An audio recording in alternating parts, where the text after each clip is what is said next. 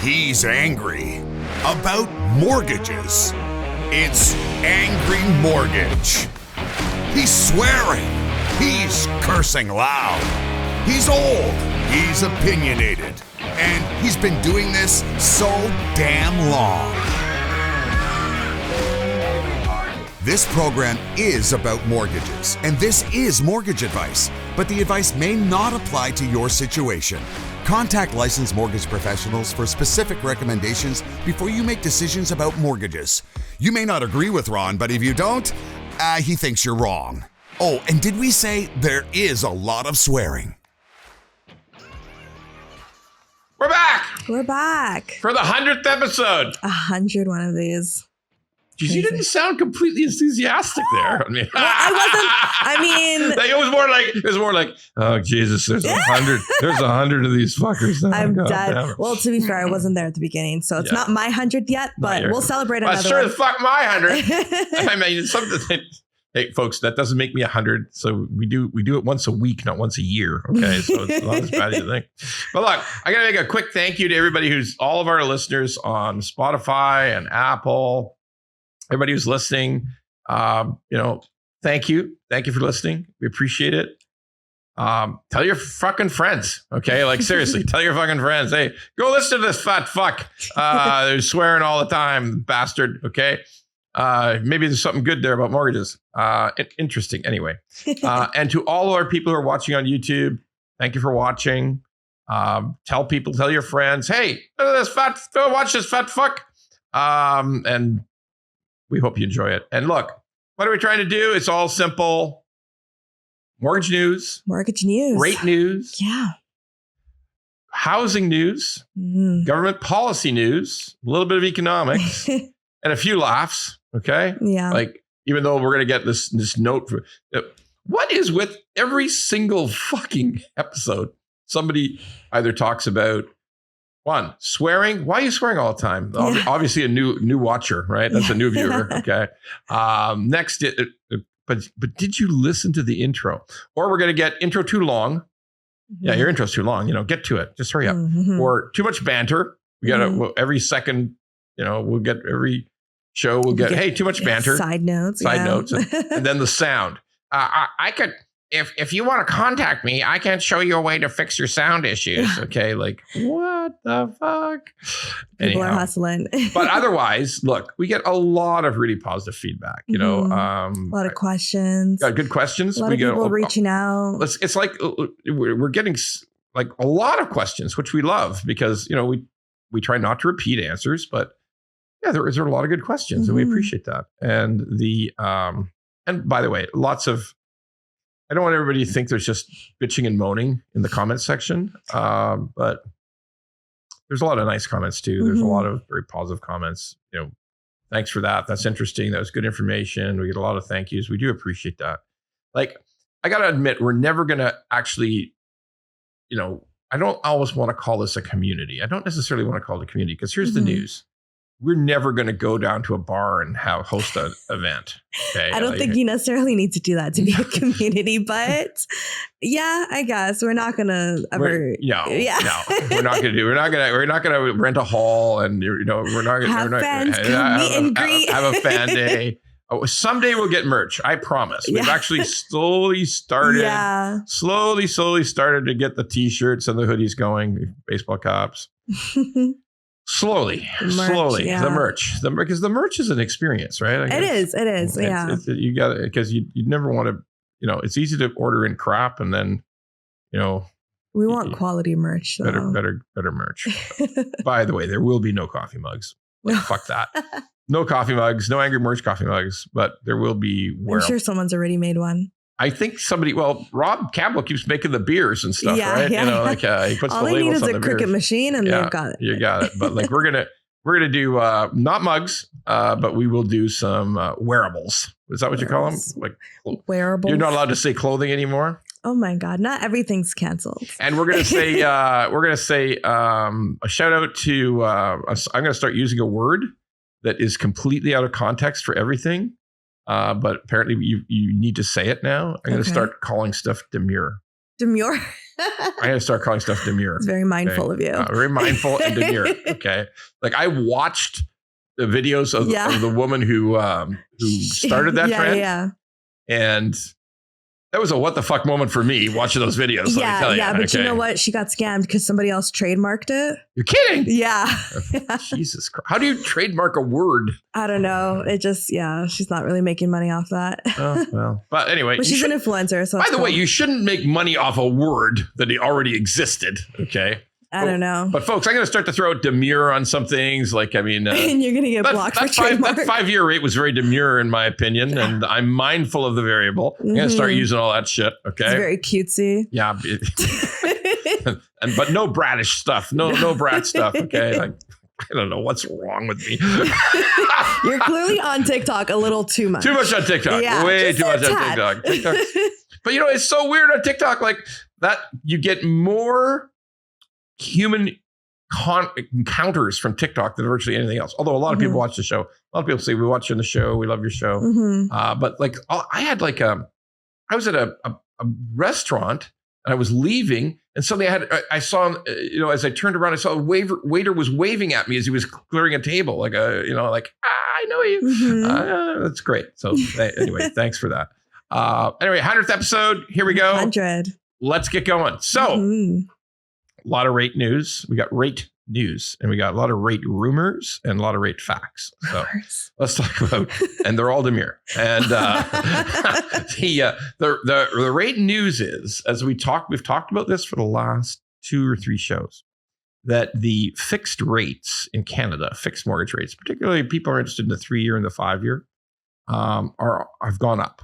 So we used to see a lot of we saw some 3.79. 3-year and 5-year, and that's all gone. And we saw lots of 3.99. Really, like 4.09 was just common as anything. Like you could get 4.09 for every bank. Okay, for either 3-year or 5-year, and that's all gone. What happened? Well, we talk about the bond yields endlessly, but there is just like radical volatility. Like love him or hate him, President Trump. So it's interesting. You can call him President Trump because he was president, and then he will be president. So technically, right now, president-elect. No. You can still call him just President Trump. This is a great point which you're raising, which only a fucking political nerd like me knows about. Okay, in the United States, if you're a senator, or a president, or a vice president, or a member of the cabinet, like you're the Secretary of Defense, okay? When you leave office, you can call yourself, you don't have to put former in front of it. You can call yourself president. Oh. You can call yourself senator. Like when you're talking to a retired senator, you can keep calling them senator or her senator. Okay. When the Secretary of the Interior leaves, you can keep calling them Mrs. Secretary, Ms. Secretary. Okay. That's cool. I mean, if they work hard to get that title, they deserve to have it. It's a tradition. It's a tradition they have in the U.S. So Donald Trump was the president. He is President Trump? He is still President Trump. Yeah. Okay. And he is the future President Trump. Yes, that's how it works. So President Trump, it says like the tariff stuff, 25, beeps tariff. Sorry, 25% tariff, 25%, 25 beeps wouldn't mean anything.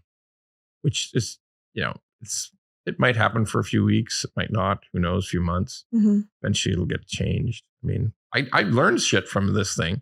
Like I learned that 90% of all the aluminum used in North America comes from Canada. 90%. Yeah. So interesting. If you need aluminum, and you need aluminum in what? Planes. You need aluminum in lots of shit. Yeah. Lots of military shit. Okay. And the U.S. military gets, I think, 92% of all its aluminum from Canada, and about 75% is coming from Quebec. So they're like the aluminum masters of the universe. Okay.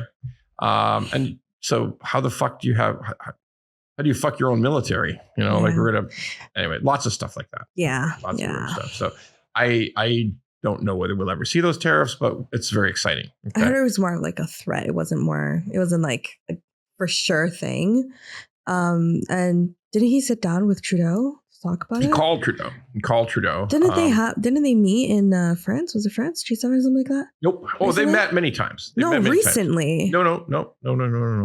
So I was probably reading they show old clips. Okay, yeah. Because I was clips. I've been watching old clips of Trump talking to Trudeau on X and on all over the place. Yeah. Yeah, no, they've never.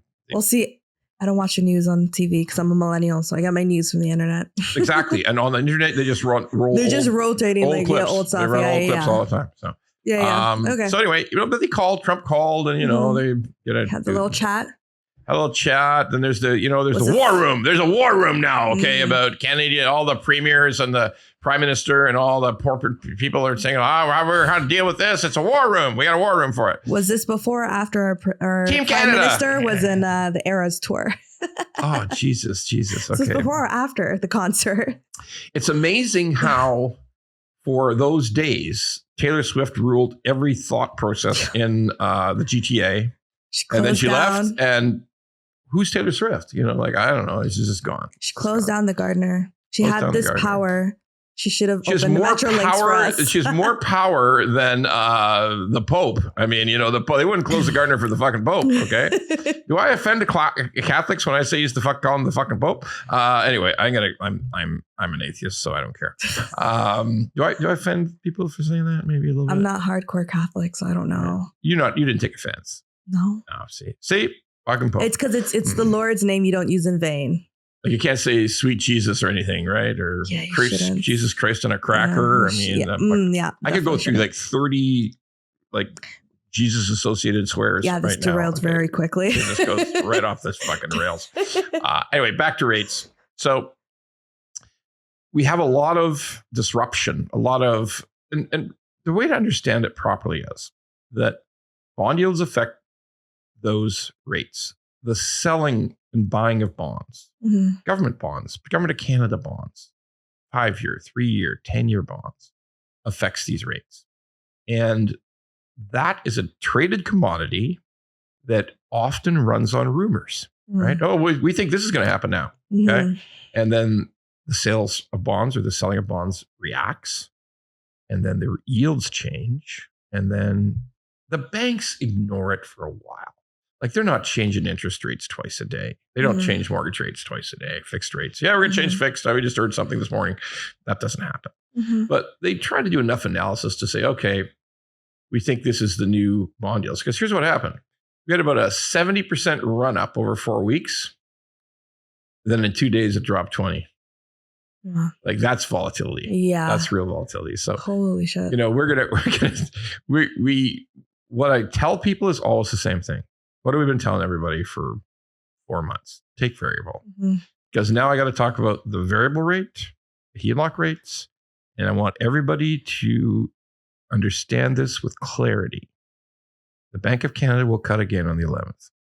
They will absolutely, positively cut again. We had some payroll numbers in Canada come out on Thursday, and they were not fucking pretty. Okay.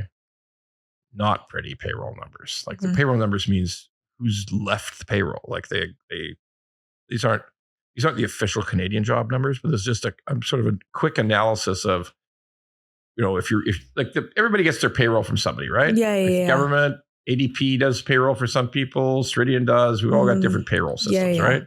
So they do a survey of these payroll systems once a month, and they just ask a simple question. Is there more people leaving than coming on? And then they net it out. Okay. Yeah. And we had lousy payroll numbers last week. Okay. So times are tough. So it's times are tough. Well, I see, there's just like so many stuff that's also kind of kept quiet too, right? Like there was a large financial company across all their divisions. They're Canadian based, they're Toronto based, and they're pretty much sort of a household name, but they laid off like 350 people very quietly, didn't really hit the media at all. Okay. This is a company that's like essentially in the banking business, investments, mortgages, etc. And never hit the media. And then when I talk to people who are working at other lenders, because, I think, oh, well, these people got laid off. I wonder how easy it is for them to find a job. So that I talked to 4 other lenders and they all say, well, we're not hiring. We have a hiring freeze. Yeah. There's a hiring freeze. We can't hire before anybody. the holidays, very rare to get a new job, right? But it's also an indication of the economic decline of Canada. There's nothing more telling about a country's economy than jobs. Yep. Okay, that's it.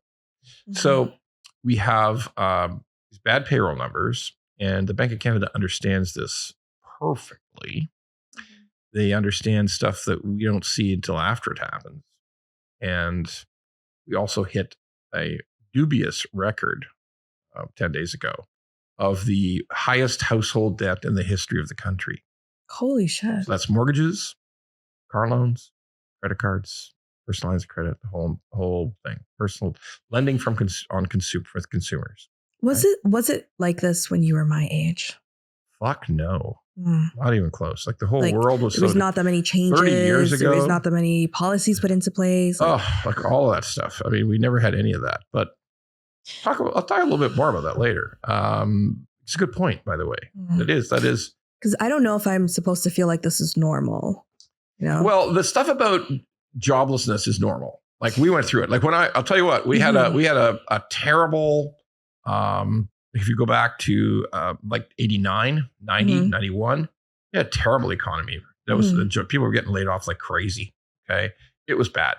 And there was that 10, 12 months after the world financial crisis in 2008. Yeah. Bad. That was bad. Yeah. Yeah. So yeah, the layoffs, yes. But now, I hate it. And listen, everybody's kind of still scarred a bit by COVID. I don't mean scarred psychologically, but I mean scarred like, what the fuck? I mean, there's so much. I think psychologically, mentally, emotionally, all of the above. COVID was, I don't know, like I went in young and then I came out, I feel like an old lady, I feel like it stole years from me. You're still young. But it stole years from me, and it's like, I feel like that changed me as a person now that I'm older. You know what I mean? That's a reasonable point. Like that's actually a great phrase. Stole some time from me. It did. Because you couldn't do fucking nothing. I did fucking nothing. No, nothing. I was everybody could do nothing. I was a completely different person when I first went into COVID than when I came out from the pandemic, right? Grateful to be alive, but like shit. It's a great point, actually. I think that's taken the effect on everybody, right? So then now we're living in this like world of like crazy, even crazier than what it could have been if it never happened. Yeah, I think it's well said. That's my theory.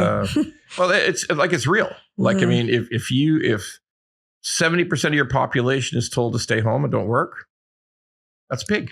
It is. Or your students, all your students, you get to stay home and don't work. Like I graduated on COVID and online. Yeah, like a ton of people their lives were somewhat terminated and then restarted. Okay. Yeah.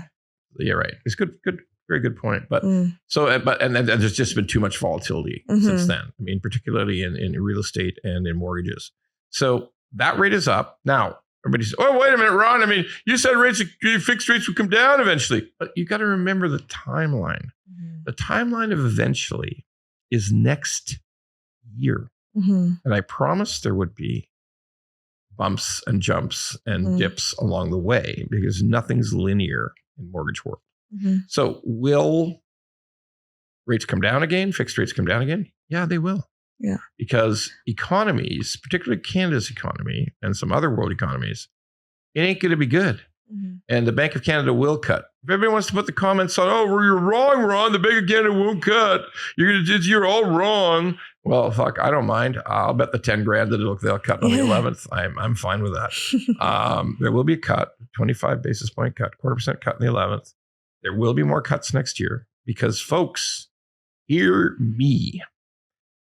You can't have lousy employment, more joblessness, and the Bank of Canada is not going to react to that. Oh, Ron, you're wrong. When inflation comes back, the U.S. dollar, to sacrifice Canadian dollar, and he's going to create big higher prices. Yeah, here's the news. If there's so many people in financial trouble that they're not buying shit, not buying anything, it doesn't matter if some prices went up a little. The actual amount of money being spent, the amount of stuff being bought at higher prices, as a in a continuum is down. Like I'm old. I've just been around. I'm not that smart. I've just seen a lot of shit. And you're not going to have a central bank say, yeah, we're going to start to raise rates, or we're not cutting any longer in the face of dramatic, bad economic news in a country. It just doesn't work that way. Now, does it mean whatever? Are we ever going to see? There's actually a little bit of a survey was done that said some people think they're going to see 2% rates again, or rates like at 3%. There's no rates at 3%. Okay, that's not coming back. That I see. I don't. Maybe it does. Anything could happen. Anything can happen, but don't probably not base soon. your thought process on. Do not base your plans on 3% mortgage rates. 2.99. Do not base your plans on that. Don't do it. Okay. I keep saying the same thing endlessly. Take variable. It will come down. It's down already. It'll come down again. Somebody said to me the other day, "Oh yeah, I got offered." That's what it's kind of offering that we're making at Butler Mortgage. I got offered like 4.7, and that's going to come down another 25 basis points. You will have a rate under 4 sometime next year. Everybody who takes variable will have a rate under 4 some next year. And with fixed rates coming up, what's the best fixed rate you can get right now? Maybe there's still some for a high ratio, that's CMHC mortgages. You might get a 409. You might get a 419. You might get a 414. A lot more rates, like good rates we're offering. A lot more of them on just owner-occupied homes, 429. You're going to see more of that. On rental properties, you're going to see slightly higher rates. But if your bank comes out and offers you, oh yeah, the best we can do is 479 on a 3-year.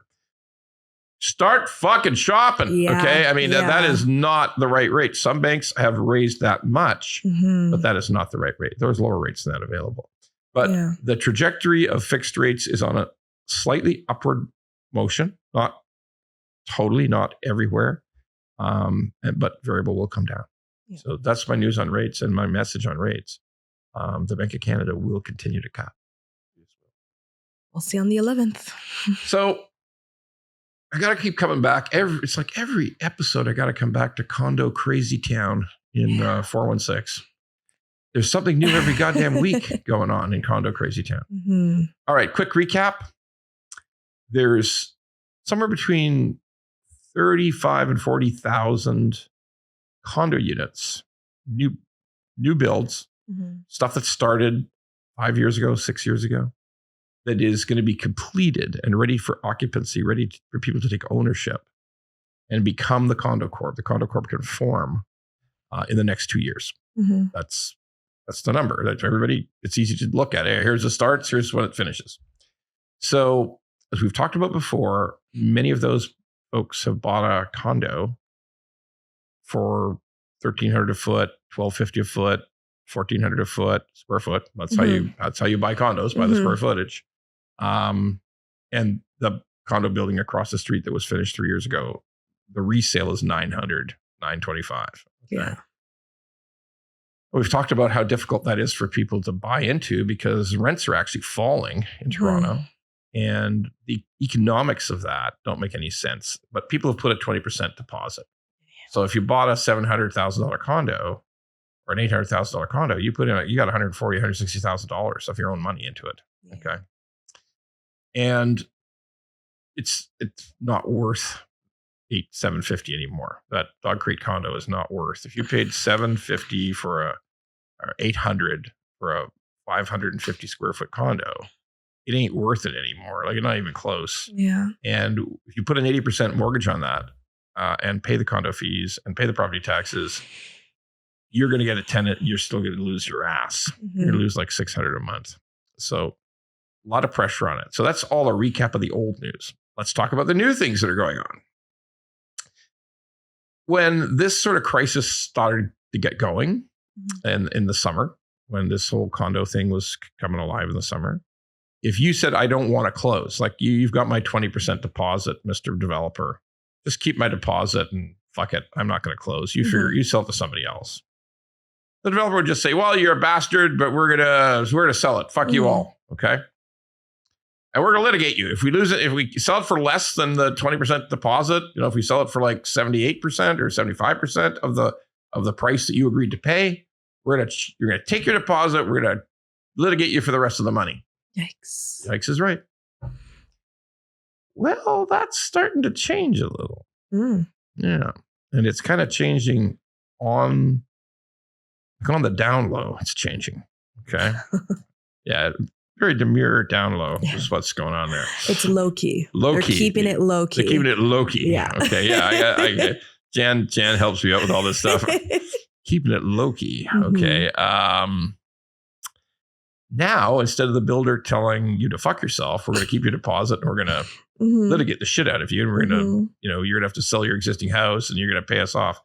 That's all kind of gone away a little bit. So what are they doing now? Okay. Well, they start off by saying, fuck you, we're going to litigate. And people just say, well, litigate away. I'm not going to close. Okay, hold on. Wait a second. I didn't mean it. Wait. Wait. We got off to the wrong start. Okay. How about if I give you a credit on closing for $50,000? What do you mean? What are you talking about? Well, we've got to leave your sale price because you paid $750. So we got to leave that as official sale price. But when it comes for you to close, if you need to get a mortgage for 80%, you don't need to get as much mortgage because we're going to give you a credit on closing of $50,000. But you can't tell anybody. It's a secret. It's a secret. Why is it a secret? Well, I'll tell you why. It's because if everybody who was closing in the fucking building found out everybody's getting $50,000 off at closing, they would want the $50,000 off. So here's how it works, folks.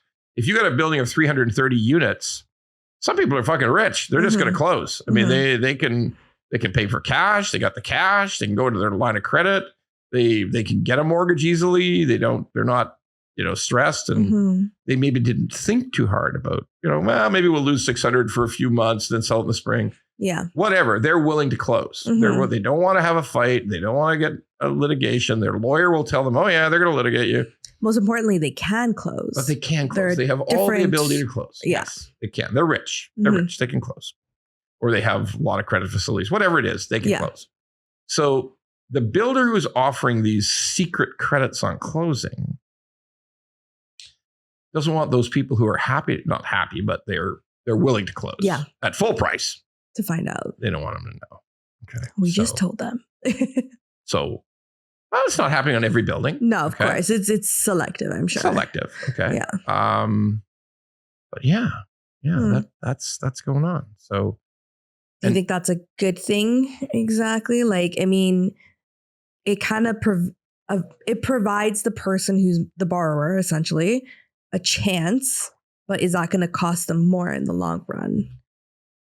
Yeah, you summed it up. Okay. Like, it's an incentive, but is it an incentive to still be more fucked up later? Yeah. Because I mean, if you're closing, sure, great, but you're still losing $600 a month, for example. Well, you'd probably lose $575 or $560 because you had this credit. Right. Okay. But you're still not profiting. Well, you still might get into just trouble later. To your point, you're just going to get in trouble later because you're going to say, well, I'm really tired of losing this $560 a month, so I'm going to sell it. No, wait a second. What's it worth now? Holy fuck. Oh, fuck no. Oh, it's worth even less. Okay. So, yeah. But then some people might say, well, wait a second, Ron. Where the fuck does the builder get this much money to offer $50,000 credit on closing? Okay. Well, there was a fucking profit being made on that fucking building, okay?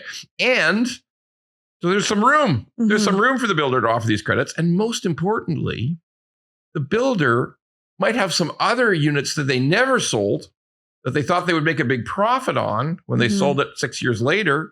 They're stuck with those. Nobody's buying those, okay?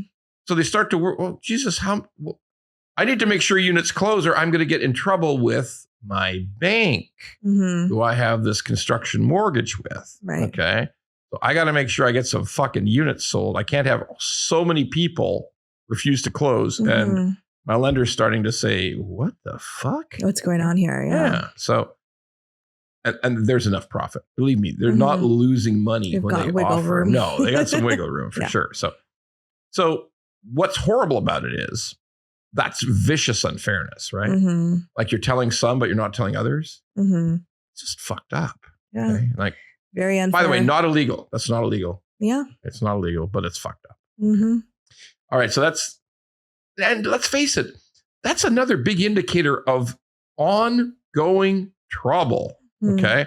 We've gone from 6 months ago, fuck you all, we're going to litigate you, we're going to drive, our lawyers are going to break you down, and we're going to get the money somehow, and we don't need you, to hell with you, we're going to sell to somebody else. That was the attitude in the summer. Now it's coming close to Christmas, and it's, well, let's talk. Mm-hmm.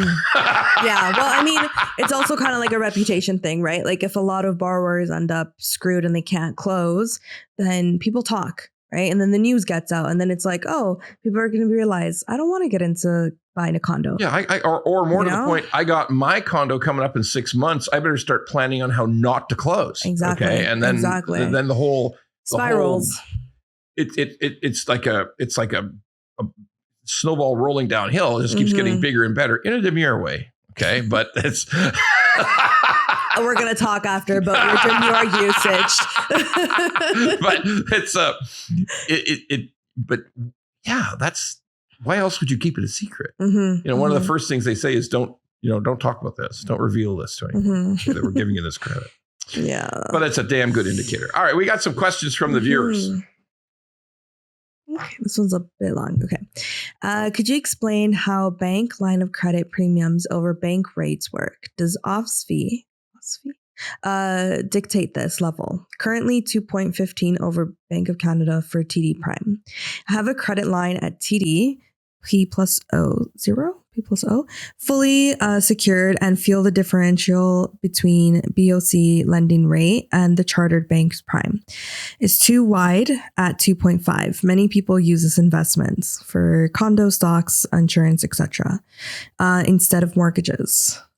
That was indeed a lengthy question. But thank you, viewer. We appreciate every question. That was indeed a lengthy question. Let me recap. Recap. So the question being asked is, if the Bank of Canada has dropped their rate, let's assume, but by December 11th, it's going to be 4.5. Mm-hmm. Why isn't that commercial bank prime? Like, that's the Bank of Canada. Why can't, there's a difference. There's a difference. There's a difference between commercial bank prime and Bank of Canada prime of 2.2%. So if you're at 4.5, then at the Bank of Canada, then you're at 6.7 at a commercial bank. Okay. So why is that? Because the Bank of Canada is the government. It's the government. It's got infinite resources. And there has to be a spread. Like that's the money government lends to banks at. Yeah. That's like, RBC gets that rate. Humans don't get that rate. Okay. No Bank of Canada ain't lending to any company, ain't lending to any human. They only lend to banks, right? So there's got to be a spread. There's got to be the bank can't. The theory is this is not the way it actually works, but the concept is that the bank can borrow from the Bank of Canada at a certain rate and lend to you at a higher rate. That's just the concept. So the question becomes, and we've had a similar set of questions about this before. Ron, what if there's a Bank of Canada reduction and the bank doesn't match it? The bank doesn't go down the full. Because that's what happened. That's where it's this weird 2.2%. It was always 2%. And then there was a couple of times where the banks refused to go down the full amount. They held back 10 beeps. Yeah. But look, that's very much resolved now. That's over with. Bank of Canada governors made very clear to the banks they're not going to do that shit again. Like if we drop 25 beeps, you're dropping 25 beeps. It's just like that. So that explains the spread. Can you negotiate with your bank about your actual, typically most people have prime plus a half, bank prime plus a half. So if it's 6.7, you're paying 7.2 or whatever the case may be. Okay. But some people get it prime. You can negotiate with a bank about the premium on their prime rate. You can negotiate with banks on that. It won't always be successful. Okay, this one says, hey, Ron, TD told me they won't pay my property tax anymore, and I only have 30 days to set up with the city. What's up with that? Yeah. Okay. So we got a lot of questions on that actually. TD just made a snap announcement that we're not going to do the property tax thing anymore. So remember, years ago, everybody talked about something called PIT. That's principal, interest, and taxes. That was the payment you made. So you got a mortgage and you say, okay, what's my PIT? So that was the total cost of your house. So that was the mortgage payment to the bank, which included principal, which included interest, and they paid the property tax. Okay. This was very common when I started the business 30 years ago. There's very much so. In fact, some lenders insisted on it. If you were only putting 5 or 10% down, lenders said, we're going to take money from you and pay the property tax. We don't trust you to pay. Okay. So now as time has evolved, banks have thought about smoothing out their labor costs, their systems costs, their processes. Okay. And banks, but because it's not just TD, like within the next 18 months, almost everyone will refuse to include your property tax. It won't be included anywhere. Okay. Several banks have already made that change. Several credit unions have made that change. We're not doing it. And the reason being is 2 things. Number one, they have to create a reserve. So in other words, if you buy a house in January, your first property tax installment's not due for several months. So the bank actually has to set up a reserve to take more money from you to expect the payment in the spring. Okay. Which is a pain in the ass. So, and they're actually holding on to some of your money is what ends up happening. Like there's some of your money that's not it's not just pay us and then send send that to the city. Okay. This all started because the traditional approach to property tax was, we'll send you a bill in 1 or 2 parts, and then you got to save up all the money and pay it, which was inconvenient. So the bank said, we're going to help you by paying it monthly or paying it biweekly or whatever. So what happened is, in the last 10 years, all the cities and towns in Canada have said, nah, fuck, we'll just do that too. We'll do, here, fill out this form, give us a void check, fill out this form, or go online and we'll just start deducting it from your account. Okay. That didn't exist when I started the business. You couldn't even do that. That was impossible. That never happened. Every city would just send you a paper bill. 25 years ago, they just send you a paper bill. Here, you got 3 payments or 2. You can make up your own mind. And you got to make sure you're paid by then, which is kind of fucked up. Most people are used to just making ongoing payments. They're not used to getting huge bills for $3,000 or $4,000. So the bank's original idea was good. But now that every city and town can take biweekly or monthly, who gives a fuck? And the banks decided that all the fuckery of keeping track of this shit, okay, and not just that, but like every once in a while there's a tax change at the city. Oh, we gotta input that on 18,000 people in the city of Ottawa that we have on the mortgage. We got to make that change. Like, fuck it. Just let them do it themselves. Do it yourself, okay? Because you can absolutely get monthly payments from your city. So eventually there will be none of it. It will cease to exist. That's the truth of that. So folks, it's a short period of time, but it's easy to work with the city. They'll take your money. And they will always take your money. No problem when it comes to them taking money. Trust me. Absolutely none. There's no delays. No. They answer the phone quick. You just go online at your city, at your town. You go to your city's website, go to your town's website. There'll be a way to pay that. Don't worry. but every bank will stop it. There will be no banks doing it eventually. That's how it works. Okay. So I'm going to get a little technical now about a new thing that's happening in the world of banking and the world of mortgages. It's something called LTI. So I'm going to only do this briefly because we're probably going to be expanding on it over a number of shows. So LTI is all about the banks or the lending institution's own portfolio. Okay. So what does that mean? That means if you're RBC, you took on 5 billion of new mortgages in a quarter. Like in 3 months, you took on 5 billion, 6 billion, 7 billion, whatever it is. That was you issued that many mortgages. Okay. And you've got great analytics. You know exactly what's going on with your mortgages. And you would say, you could do a simple comparison to say, of all these mortgages we did in the last 3 months, what relationship was there between, and this really is easy for the big banks. They could do this in 10 minutes. Okay. Show us what your relationship was between the mortgage amount and the people's income, the family income for each mortgage. and tell us what the relationship is. So what they're looking at is OSFI, the regulator, bank regulator, Office of the Superintendent of Financial Institutions, says, okay, we have introduced a new guideline that we want people's mortgages to be no more than 4.5 times their income. So if your income's 100 grand, your top mortgage amount should be 450,000. But they don't want to do that on an individual basis because they want to leave the banks some wiggle room to figure that all out. Okay. So they say you have to analyze your whole portfolio every quarter and find out if you're issuing past 4.5 times.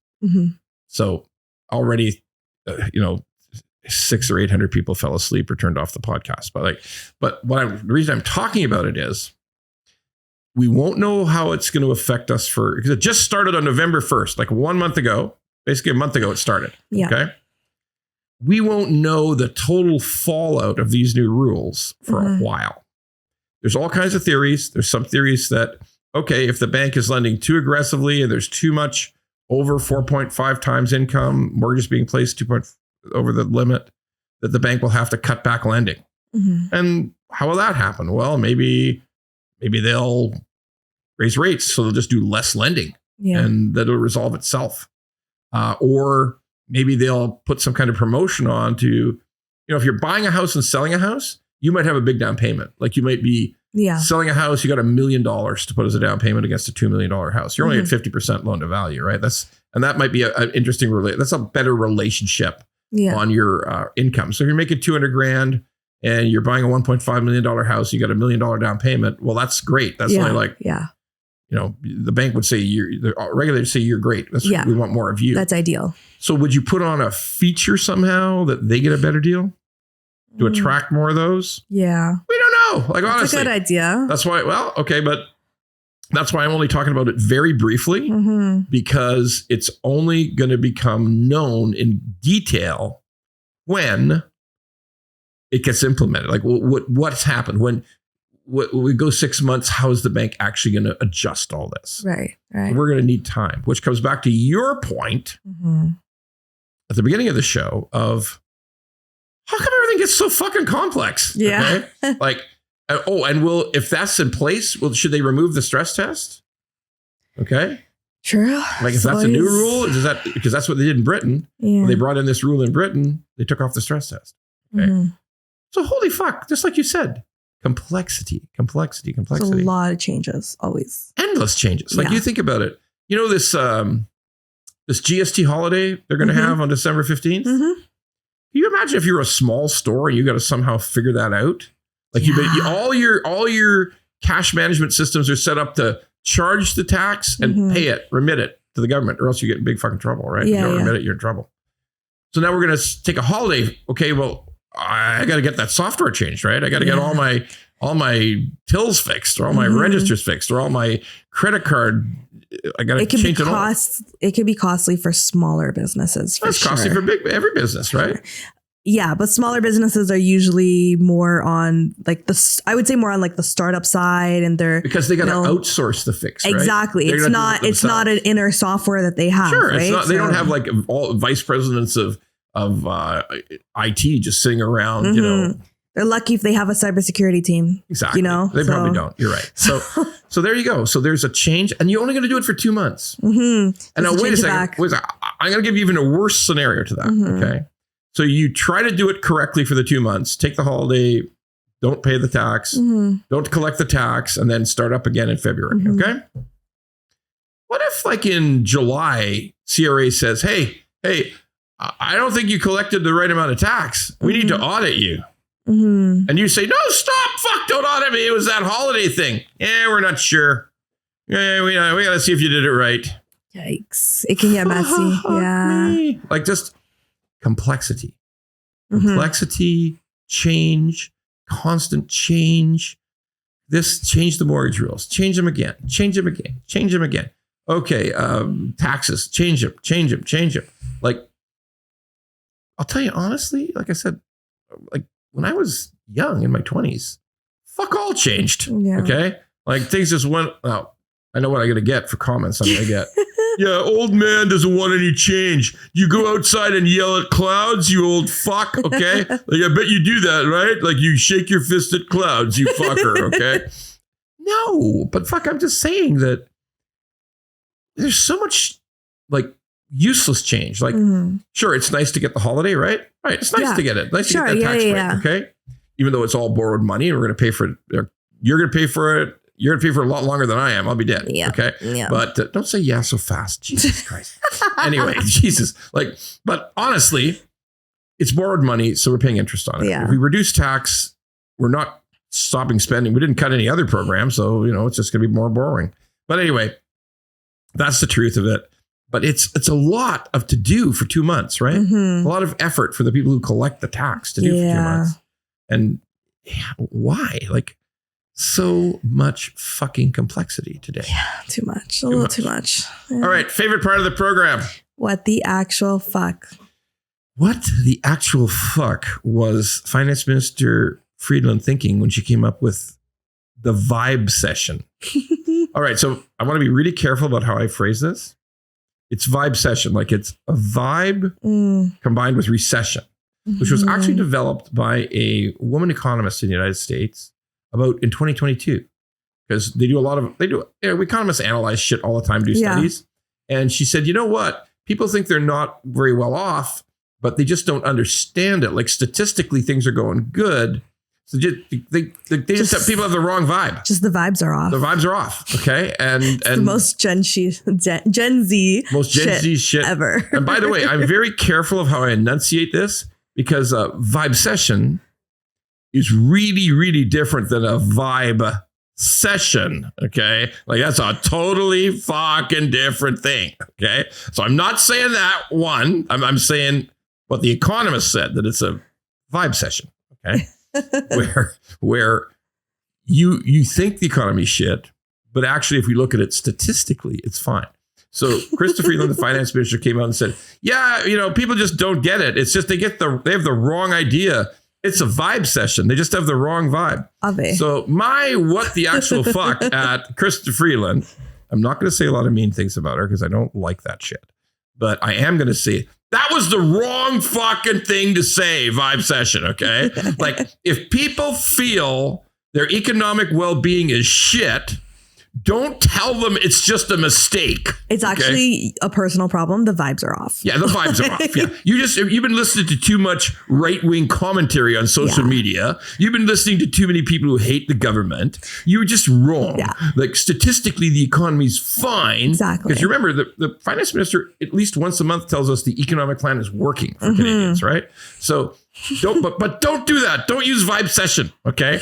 Don't fucking say you're just mistaken. You're not broke. The vibes are just off. It's just off. And you're not finding, oh, fuck, look, I got my car insurance. I can't pay it. That's just.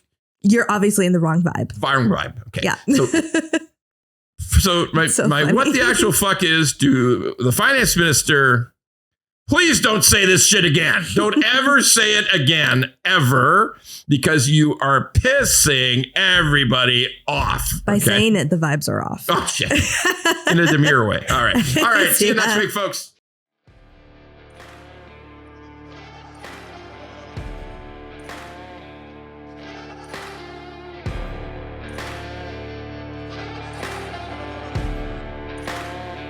If you like the pod, well, don't just sit there. Go to YouTube, Apple, Spotify, and all the other ones and like the pod. And don't forget to subscribe so we can keep being angry at mortgages and swearing about mortgages. Angry Mortgage could use your support.